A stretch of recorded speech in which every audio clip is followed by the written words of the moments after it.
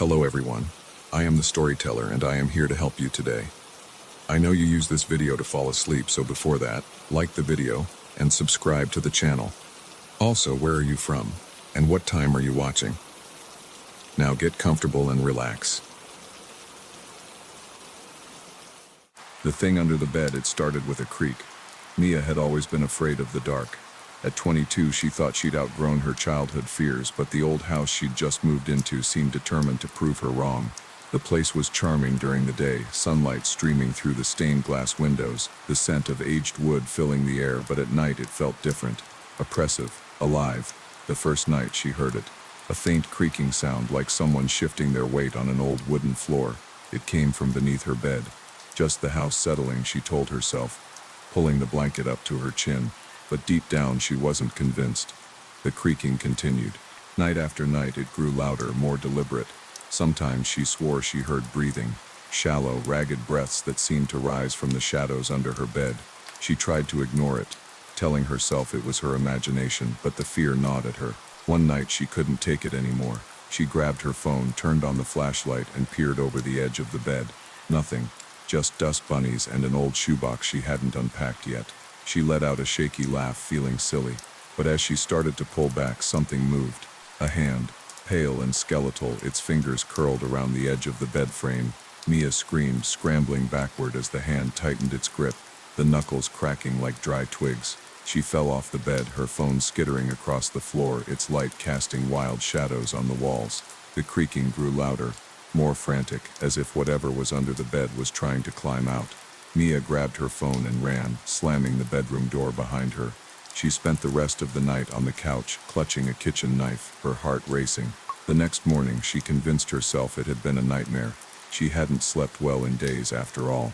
But when she returned to her room, she noticed something that made her blood run cold. The shoebox was gone.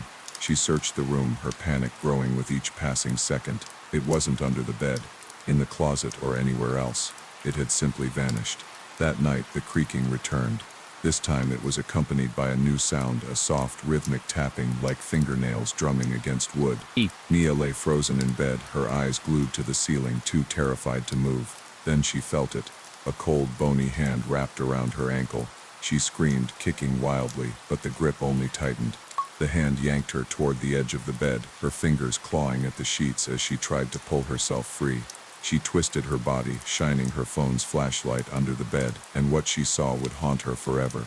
A face, pale and gaunt, its hollow eyes stared up at her, a grotesque smile stretching across its features. Its mouth opened, revealing rows of jagged yellow teeth, and it spoke in a voice that sounded like nails on a chalkboard. "You found me." Mia kicked with all her strength, breaking free and tumbling to the floor. She scrambled to her feet and ran, not stopping until she was outside, the cold night air biting at her skin. She never went back. The house was abandoned, left to rot with whatever lurked beneath its floors. But if you ever find yourself in an old creaky house and you hear a sound coming from under your bed, don't look, because something might be looking back. The whispering walls, it began with a whisper. Emma had just moved into the old Victorian house on the edge of town. The realtor had called it a fixer-upper, but to her it was perfect. The high ceilings, the creaking wooden floors, the ivy crawling up the brick exterior. It felt like a dream. But dreams, as she would soon learn, can quickly turn into nightmares. The first night she heard it. A faint, almost imperceptible whisper, like the rustle of leaves in the wind.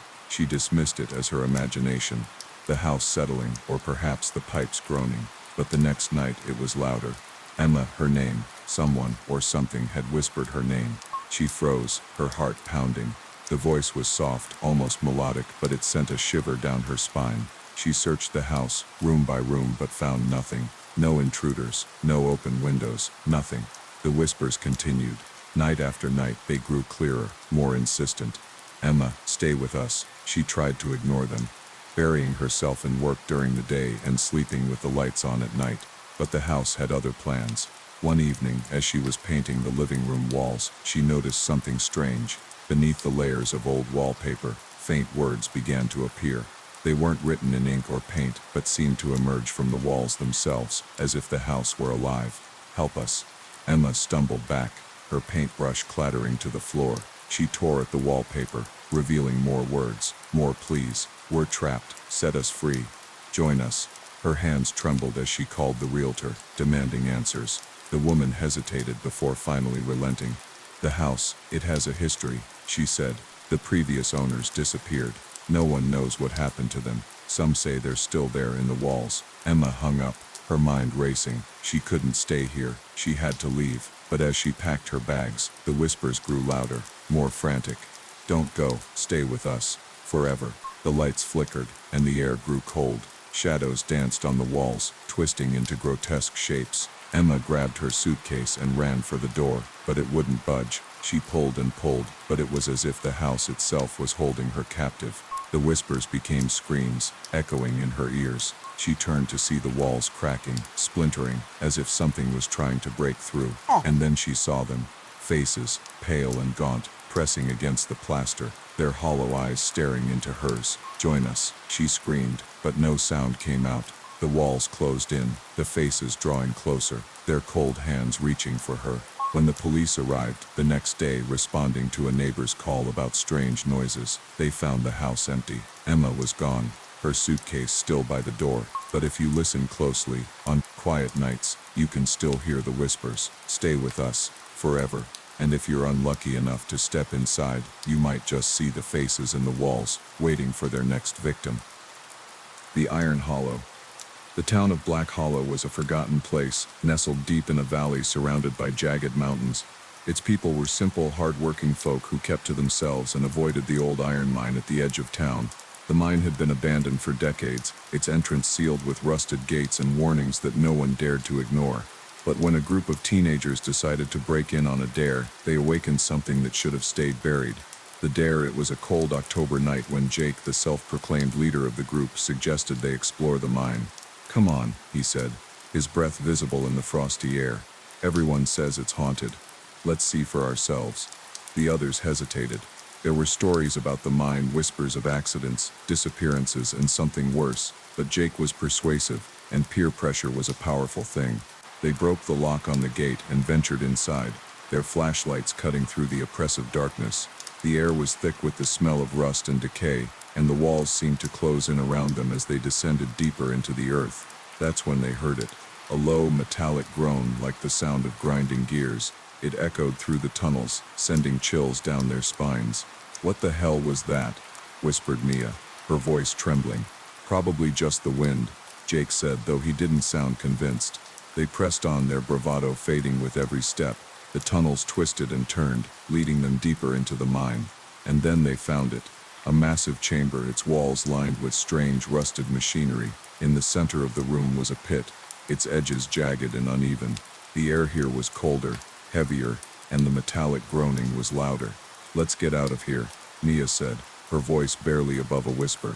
But Jake wasn't listening. He was staring at the pit, his flashlight illuminating something glinting in the darkness. "Look at this," he said, stepping closer. The others followed, their curiosity overcoming their fear. At the bottom of the pit was a massive humanoid figure made entirely of metal. Its body was a patchwork of rusted iron, its limbs twisted and jagged. Its face was a grotesque mask with hollow eyes and a mouth frozen in a silent scream. "What is that thing?" asked Tom, his voice shaking. Before anyone could answer, the ground beneath them began to tremble. The metallic groaning grew louder, more frantic, and the figure in the pit began to move. Its head snapped up, its hollow eyes glowing with a faint, sickly light. Its limbs creaked and groaned as it pulled itself out of the pit, its massive form towering over the group. "Run!" Jake shouted.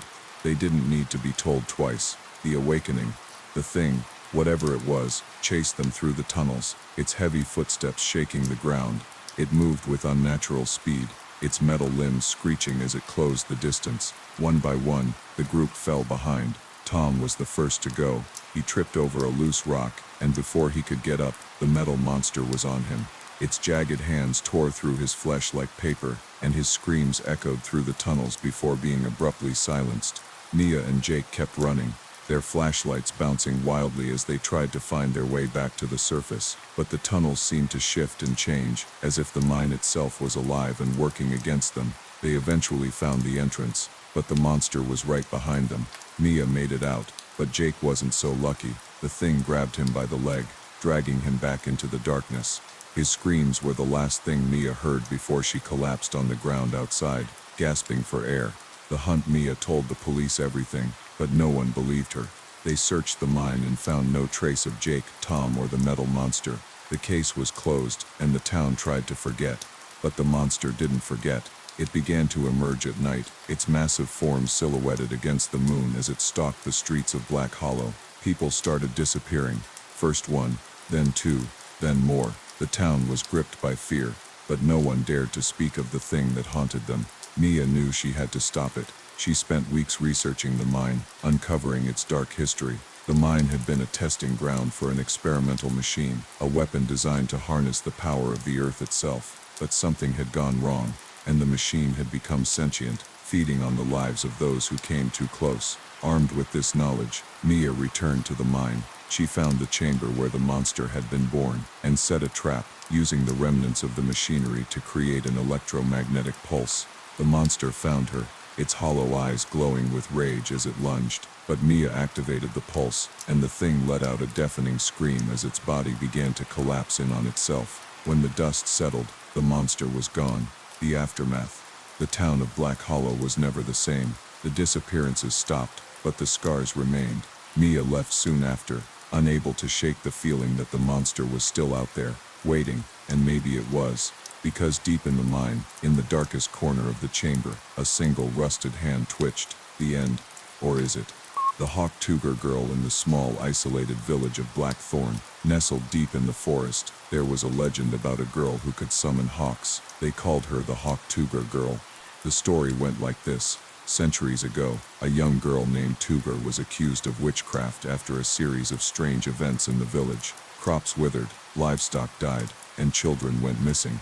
The villagers blamed Tuger, claiming she had made a pact with the forest spirits. In a fit of rage, they tied her to a tree and left her to die, but Tuger didn't die. As the villagers watched, a flock of hawks descended from the sky, their talons sharp and their eyes glowing like embers. They tore through the ropes binding Tuger, and carried her away into the forest. Before she disappeared, she turned to the villagers and whispered, "I will return." No one ever saw her again, but the legend lived on, passed down through generations as a warning.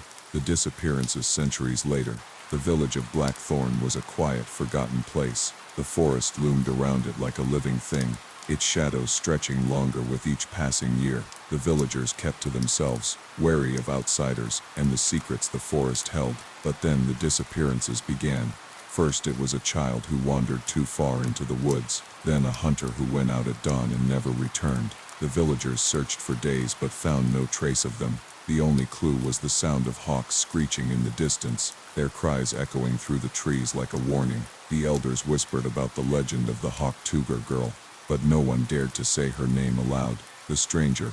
One evening, a young woman arrived in the village. She was pale and thin, with dark hair that fell in tangled waves around her face. Her eyes were a piercing green, and she carried a strange feathered staff. "My name is Tuger," she said, her voice soft but commanding.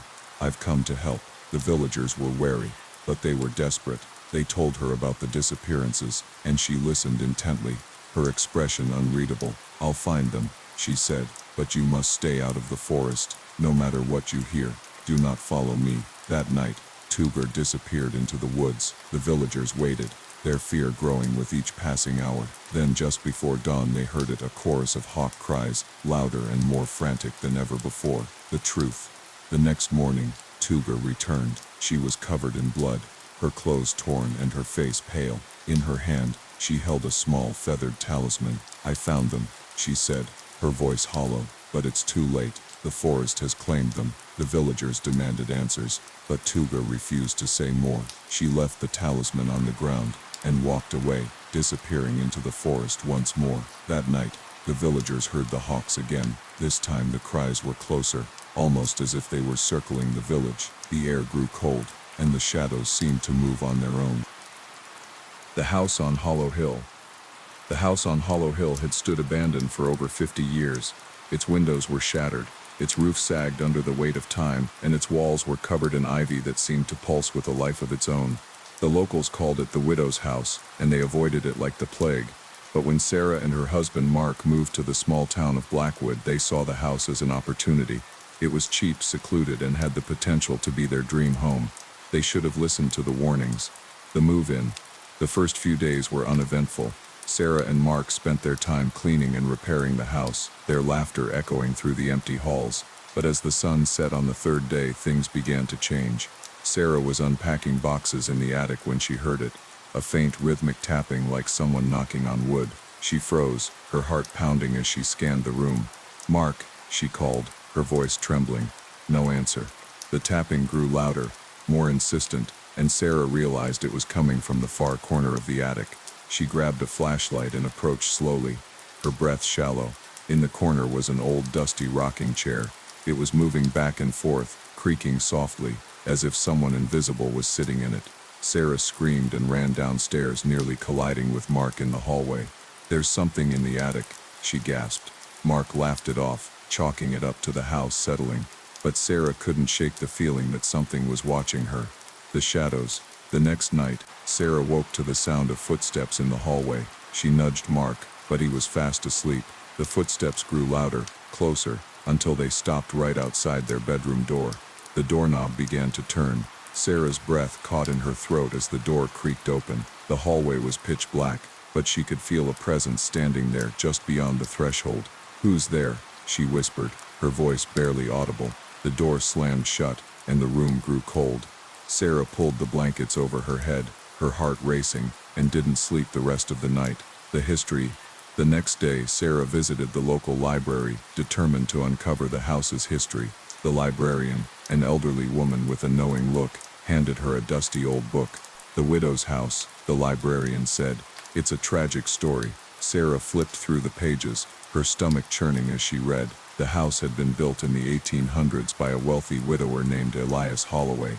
He lived there with his young daughter Clara, until one fateful night when Clara disappeared. Elias searched for her for weeks, but she was never found. Heartbroken, Elias hanged himself in the attic. But that wasn't the end of the story. Over the years, several families had moved into the house, only to flee within months. They reported strange occurrences, footsteps, whispers, and the sound of a child crying. Some even claimed to see a shadowy figure standing in the attic window, watching them. Sarah closed the book, her hands trembling. The possession. That night, the house came alive. Sarah and Mark were woken by the sound of a child's laughter echoing through the halls. The air grew cold, and the walls seemed to pulse with a dark energy. "Mark, we need to leave," Sarah said, her voice shaking, but Mark didn't respond. He was sitting on the edge of the bed, his back to her, his shoulders hunched. "Mark," he turned slowly, and Sarah's blood ran cold. His eyes were black, his face twisted into a grotesque smile. "Clara wants to play," he said, his voice low and guttural. Sarah screamed as Mark lunged at her, his hands clawing at her throat. She fought back, her mind racing as she tried to remember what she'd read in the book. The attic, she thought. She broke free and ran upstairs, Mark close behind. The attic door was open, the rocking chair moving back and forth as if waiting for her. Sarah grabbed the chair and smashed it against the wall, revealing a hidden compartment. Inside was a small weathered doll, the same doll Clara had been holding in a photo in the library book. Mark stopped in his tracks, his body convulsing as a dark shadow emerged from him and dissipated into the air. The aftermath. Sarah and Mark left the house that night, never to return. The doll was buried in the town cemetery, and the house on Hollow Hill was sealed shut. But the story doesn't end there. If you drive past the house on a quiet night, you might see a shadowy figure standing in the attic window watching, and if you listen closely, you might hear the sound of a child's laughter echoing through the trees. The widow's house is still waiting for its next victim, the toy maker's curse. In the small, foggy town of Ravenswood, there was a legend about a toy maker named Elias Finch. He was a reclusive man, known for crafting the most beautiful and lifelike toys anyone had ever seen. But there was something unsettling about his creations, something almost too real. Parents whispered that Elias had made a deal with dark forces to bring his toys to life. They said his workshop was filled with strange symbols and eerie chants, and that the toys he made were more than just wood and paint. When Elias died under mysterious circumstances, his workshop was sealed shut, and his toys were buried with him. But not all of them stayed buried. The find Emily was a single mother struggling to make ends meet. When she and her 6-year-old son Liam moved into a small rundown house on the edge of Ravenswood, she hoped it would be a fresh start. One rainy afternoon, while exploring the attic, Liam found a dusty old toy box. Inside was a hand-carved wooden doll, its paint chipped but its face eerily lifelike. It had wide, glassy eyes and a faint smile that seemed to follow you no matter where you stood. "Look, Mom, his name is Charlie," Liam said, pointing to the name carved into the doll's chest. Emily felt a chill run down her spine, but she didn't have the heart to take the toy away. Liam had been through so much already, and he seemed so happy. That night she heard Liam talking in his room. "Who are you talking to, sweetie?" she asked, peeking through the door. "Charlie," Liam said, holding up the doll. "He says he's my friend." Emily forced a smile, but the doll's glassy eyes seemed to stare right through her. The changes. At first, everything seemed fine. Liam was happier than he'd been in months, and Emily was grateful for the distraction. But then, strange things started happening. Liam began sleepwalking, wandering into the attic in the middle of the night. When Emily found him, he was sitting in the corner, whispering to the doll. "Liam, what are you doing?" she asked, her voice trembling. "Charlie says we have to play," Liam replied, his voice flat and distant. Emily took the doll and locked it in a cabinet, but the next morning it was back in Liam's room. The nightmares started soon after. Liam would wake up screaming, claiming that Charlie was standing at the foot of his bed watching him. Emily would rush in to find the doll sitting on the floor, its head tilted at an unnatural angle. The truth desperate for answers, Emily visited the town's library. The librarian, an elderly woman with a knowing look, handed her a dusty old book. "The Toy Maker's Curse," the librarian said. "Elias Finch's toys were never just toys, they were vessels." Emily flipped through the pages, her stomach churning as she read. Elias had used dark rituals to bind the souls of the dead to his creations. The toys were meant to bring joy,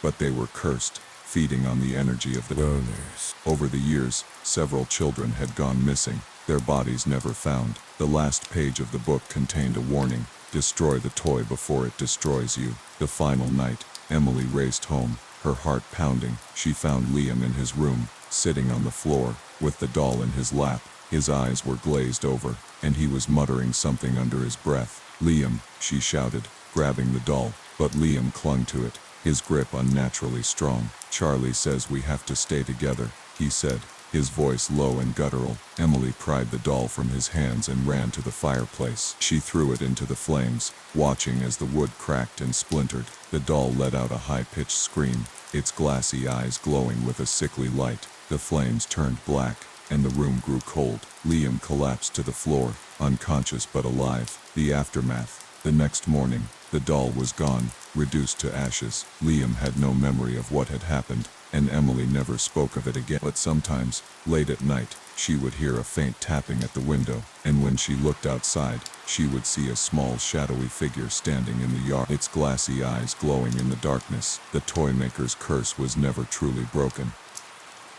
The Carnival of Shadows. The Carnival of Shadows came to the town of Black Hollow without warning. One day the field on the edge of town was empty. The next it was filled with flickering lights, creaking rides, and the faint sound of calliope music drifting through the air. The townsfolk were wary. No one had seen the carnival arrive, and no one knew where it had come from, but the bright lights and promises of wonder were too tempting to resist. By nightfall the carnival was packed. The arrival Maggie and her younger brother Tommy were among the first to arrive. Maggie was skeptical, she hated crowds and loud noises, but Tommy had begged her to take him. The carnival was unlike anything they'd ever seen. The rides were old and rusted, their gears grinding loudly as they spun. The games were manned by silent, pale-faced workers who never smiled, and the air smelled faintly of burnt sugar and something else, something metallic like blood. "Come on, Maggie, let's try the Ferris wheel," Tommy said, tugging on her hand. Maggie hesitated. The Ferris wheel loomed over the carnival, its lights flickering ominously, but Tommy's excitement was infectious, and she reluctantly agreed. As they climbed into the rickety gondola, Maggie noticed something strange. The carnival workers were all watching them, their eyes dark and unblinking. The ride began with a jolt, and Maggie gripped the safety bar tightly. As they rose higher, the carnival below seemed to change. The lights grew dimmer, the music slower, and the laughter of the crowd turned into faint, echoing whispers. "Tommy, do you see that?" Maggie asked, her voice trembling. But Tommy wasn't listening. He was staring at something in the distance, his face pale. Maggie, look, he whispered, pointing toward the edge of the carnival. Maggie followed his gaze and froze. The field beyond the carnival was no longer empty. It was filled with rows of crumbling tombstones, their inscriptions glowing faintly in the moonlight. The games. When the ride ended, Maggie tried to convince Tommy to leave, but he was determined to stay. Just one more game, please, he begged. Maggie reluctantly agreed, hoping to keep him close. They approached a booth where a man in a tattered top hat stood behind a counter. His face was gaunt, his eyes sunken, and his smile stretched too wide. Step right up, he called, his voice raspy. Win a prize and you'll never forget it. Tommy handed over a crumpled dollar bill and picked up a small wooden mallet. The game was simple. Hit the target, and the bell would ring. Tommy swung the mallet, and the bell rang, but the sound was wrong. It was deep and guttural, like a groan. The man in the top hat leaned forward, his grin widening. Congratulations, boy. You've won a prize. He handed Tommy a small black box. Inside was a porcelain doll, its face painted with a sinister smile. Tommy, put that back, Maggie said, her voice sharp, but Tommy clutched the doll to his chest. No, it's mine. The curse that night. Maggie woke to the sound of Tommy whispering in his room. She crept down the hall and peeked through the door. Tommy was sitting on the floor, the doll in his lap. His eyes were glazed over, and he was muttering something under his breath. Tommy, Maggie whispered. He turned to her, his face pale and expressionless. Charlie says we have to play. Maggie's blood ran cold. She grabbed the doll and threw it out the window. But the next morning, it was back in Tommy's room. Over the next few days, Tommy changed. He became withdrawn, his skin pale, and his eyes hollow. He stopped eating and spent hours locked in his room, whispering to the doll. Maggie tried everything to break the curse, burning the doll, burying it, even taking it to the church, but nothing worked. The carnival's return one night. Maggie woke to the sound of calliope music drifting through the air. She looked out the window and saw the carnival's lights flickering in the distance. Tommy was gone. Maggie ran to the carnival, her heart pounding. The field was empty, except for the Ferris wheel, its lights flickering faintly. At the base of the ride stood the man in the top hat, holding Tommy's hand. Let him go, Maggie screamed. The man turned to her, his grin stretching wider. He's ours now, he said, his voice echoing unnaturally. Maggie lunged at him, but he vanished into thin air.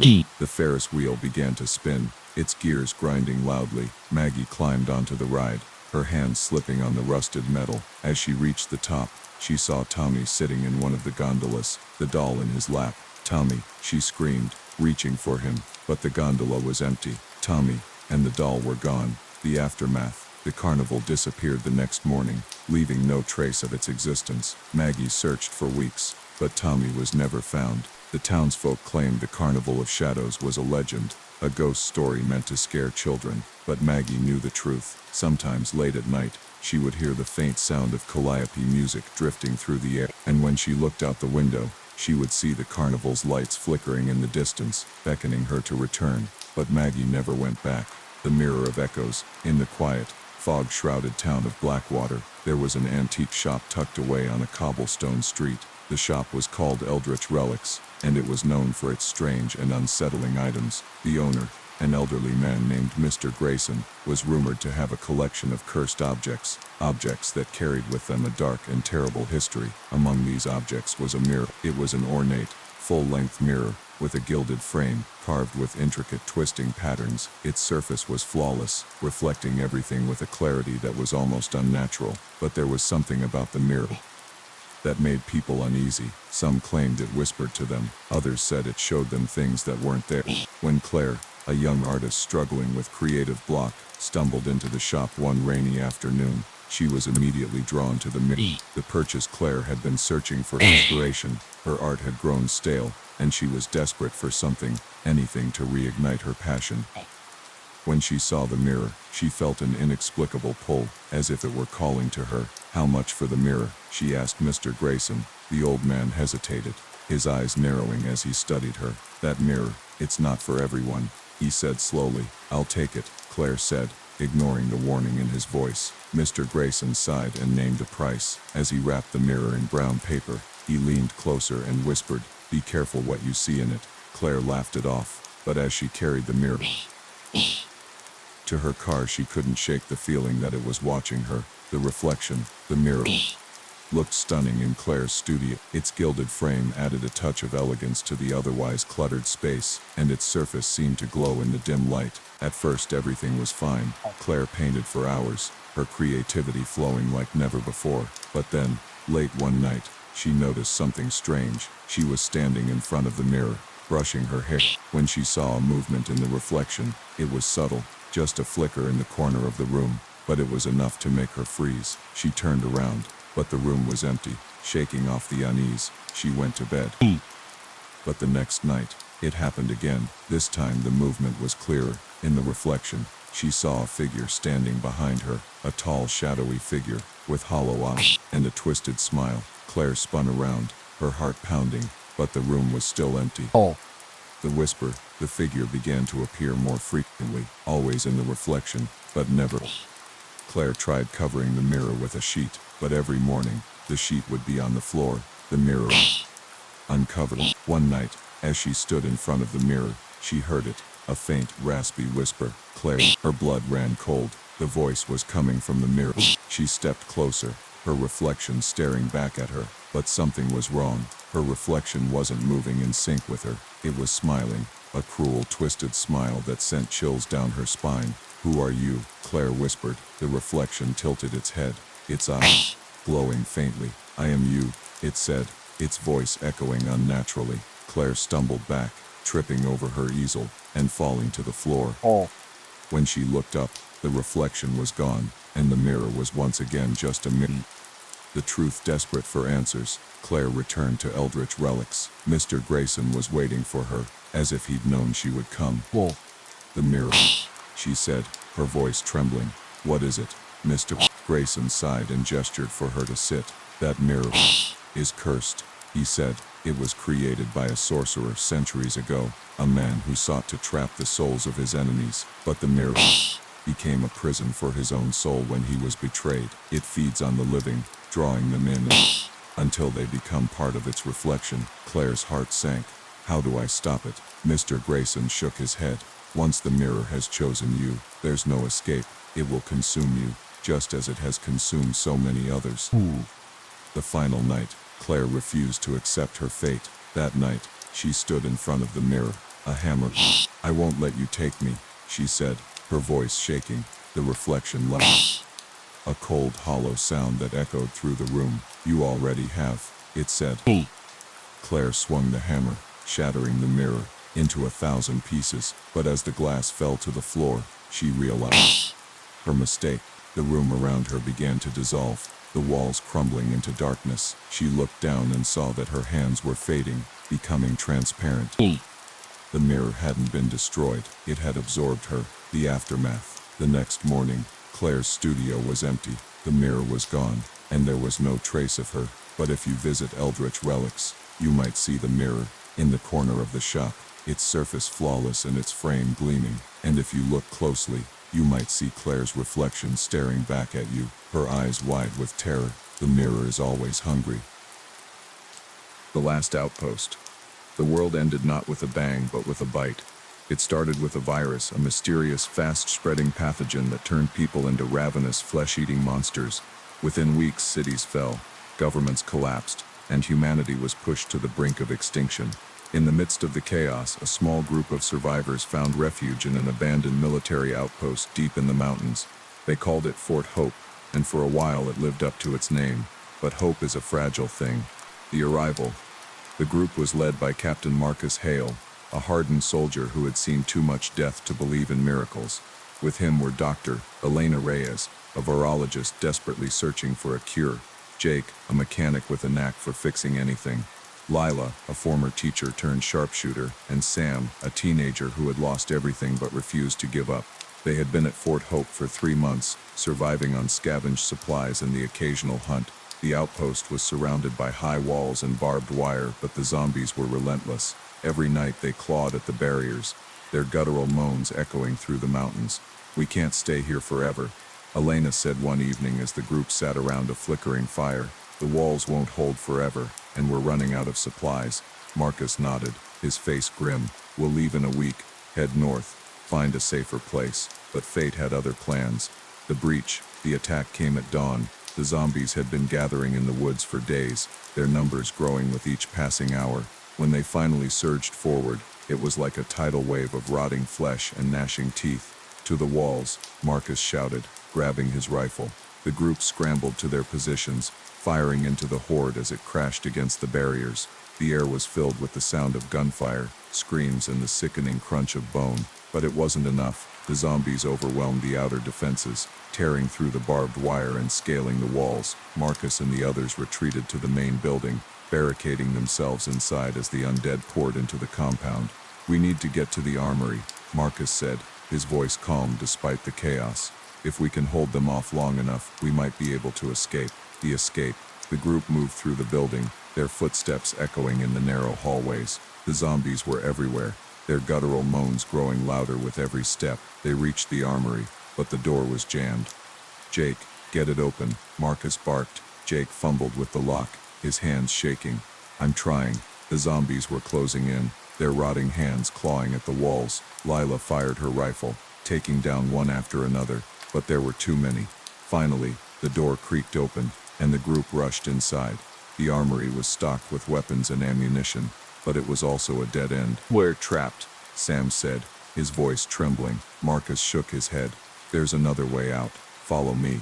He led them to a hidden hatch in the floor, revealing a narrow tunnel that led outside the compound. "Go," Marcus shouted, shoving the others toward the tunnel. "What about you?" Elena asked, her eyes wide with fear. "I'll hold them off," Marcus said, his voice firm. "Now go." The sacrifice. The group crawled through the tunnel, the sound of gunfire and screams fading behind them. When they emerged, they were outside the walls, the forest stretching out before them, but Marcus was gone. They didn't have time to mourn. The zombies were still coming, their guttural moans growing louder as they closed in. "Run," Elena shouted, grabbing Sam's hand. They sprinted through the woods, the zombies hot on their heels. The trees seemed to close in around them, their branches clawing at their faces as they ran. The safe zone. Hours later, they stumbled into a clearing. In the distance, they saw a fortified settlement, a safe zone surrounded by high walls and armed guards. "We made it," Jake said, his voice hoarse, but as they approached the gates, they realized the truth. The safe zone was overrun, its walls breached and its streets filled with the undead. "There's nowhere left to go," Lila said, her voice hollow. Elena shook her head. "We keep moving. We survive." That's what Marcus would have wanted. The aftermath. The group continued their journey, fighting for every mile. They scavenged for supplies, avoided the hordes, and searched for a place where they could start over.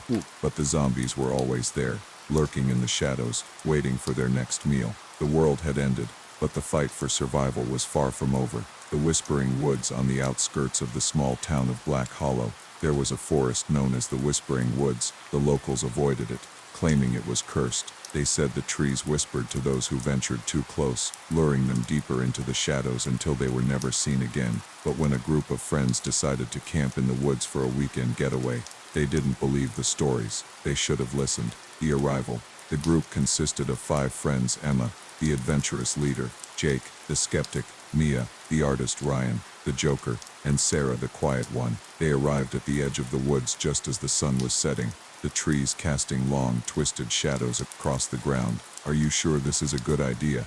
Sarah asked, her voice barely above a whisper. "Relax," Emma said, slinging her backpack over her shoulder. "It's just a bunch of trees. What's the worst that could happen?" As they ventured deeper into the woods, the air grew colder, and the light faded quickly. The trees seemed to close in around them, their branches twisting like skeletal fingers. "Did you hear that?" Mia asked, stopping suddenly. The group fell silent, listening. At first there was nothing, then faintly, they heard it, a soft rhythmic whispering, like voices carried on the wind. "It's just the wind," Jake said, though he didn't sound convinced. They set up camp in a small clearing, the whispering growing louder as the night wore on. The first night was uneventful, but the whispering never stopped. It was faint, almost imperceptible, but it was there, a constant, unsettling presence. The next morning, Ryan was gone. His tent was empty, his sleeping bag still warm. The group searched the area, calling his name, but there was no sign of him. Maybe he went for a walk, Emma said, though her voice trembled. But as the day went on, Ryan didn't return. The whispering grew louder, more insistent, and the trees seemed to close in around them. The voices. That night, the group huddled around the campfire, their nerves frayed. The whispering was louder now, the voices clearer. Do you hear that? Mia asked, her eyes wide with fear. The others nodded, their faces pale. The voices were speaking in a language they didn't understand, but the tone was unmistakable. It was a warning. We need to leave, Sarah said, her voice shaking. But before anyone could respond, the fire went out, plunging them into darkness. The whispering grew louder, more frantic, and the trees began to creak and groan, as if they were alive. Run, Emma shouted. The group scattered, their flashlights cutting through the darkness as they ran. But the woods seemed to shift and change, the paths twisting and turning until they were hopelessly lost. The clearing. Mia was the first to find the clearing. It was small and circular, with a single gnarled tree in the center. The whispering stopped, and the air grew still. In the center of the clearing was Ryan. He was standing with his back to her, his head tilted at an unnatural angle. Ryan, Mia whispered, her voice trembling. He turned slowly, and Mia's blood ran cold. His eyes were black, his face pale and gaunt. His mouth moved, but the voice that came out wasn't his. It was a chorus of whispers echoing through the clearing. Join us, he said, his voice hollow and distant. Mia screamed and ran, but the trees seemed to close in around her, their branches reaching out like claws. The escape. Emma and Jake found Mia hours later, curled up in a ball and muttering to herself. Ryan was nowhere to be found. We need to get out of here, Emma said, her voice firm despite her fear. They stumbled through the woods, the whispering growing louder. With every step, the trees seemed to shift and change, the paths twisting and turning until they finally emerged at the edge of the woods. The sun was rising, casting a pale light over the trees. The whispering stopped, and the air grew still. The aftermath. The group never spoke of what happened in the whispering woods. Ryan was never found, and the locals warned them never to return. But sometimes, late at night, they would hear the whisper, faint, almost imperceptible, but there. And when they looked out the window, they would see the trees swaying in the wind, their branches twisting like skeletal fingers. The whispers were always waiting,